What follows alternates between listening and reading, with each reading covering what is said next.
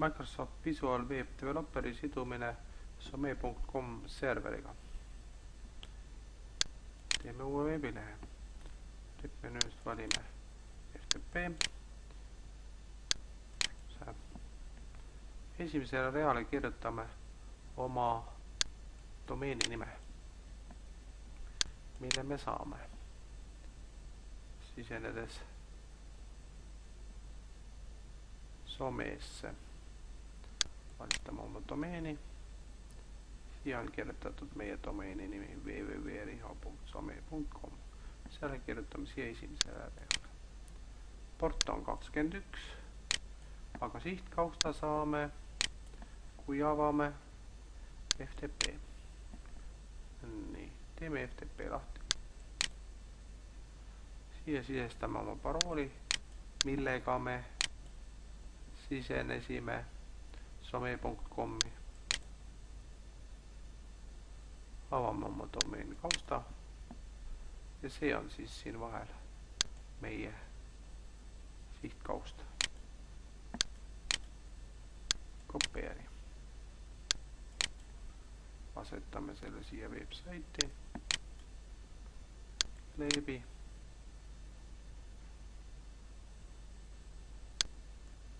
Need jätame siin tärnid ette ja open. Nii. Nüüd näeme, et see on sama rida, mis on ka meil siin. Ilma indeksita küll. Aga täpselt sama rida, mis siin üleval. Ja siis vajutame open. Nii. Siin on vaja meil nüüd sisestada FTP parool ja kasutaja nimi.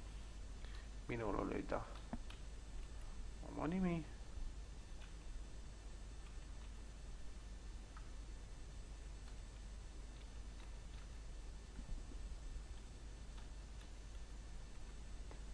Vajutame OK. Nii, uut kausta me ei tee, paneme olemasolevasse ja vajutame OK. Ja mida me näeme? Me näeme samu kaustu, samu faile ja kaustu, mis meil on üleval Some serveris.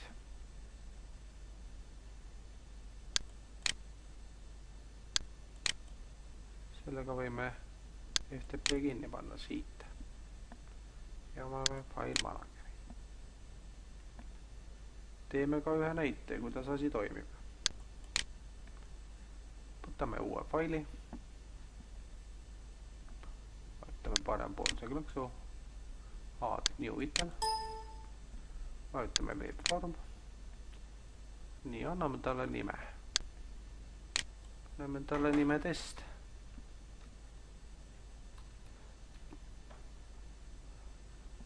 Webform. Siin on mõttekas tärnid eest ära võtta. See tähendab vajalik ja add. Nagu me näeme, meil tekkis siia nimekirja test asp. See tähendab uus fail, mida me tegime.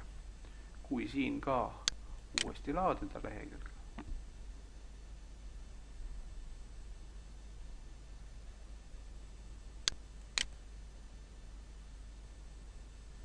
siis näeme, et ka siia on tekkinud uus fail. Nii. Noh, kirjutame siia faili siis midagi.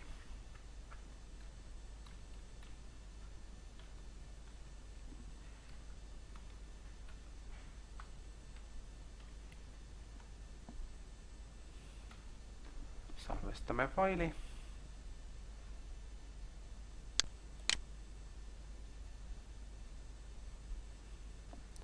Ja vaatame teda oma brauseris. Ja mida me näeme? See fail on nüüd some.com'is. Testimine toimub läbi Some serveri. Selleks veendumaks võime siin kirjutame midagi muud veel juurde. Hei. salvestame. Läheme oma veebilehe juurde, teeme uuesti laadimise ja näeme kõik, mida me siia alla lisame. Programmis ilmub üleval mees. Ka siin on võimalik teda kontrollida. Laeme lehe uuesti, vaatame tehtud lehe koodi ja näeme kõik, mida me alla kirjutame, ilmub ilusti siia.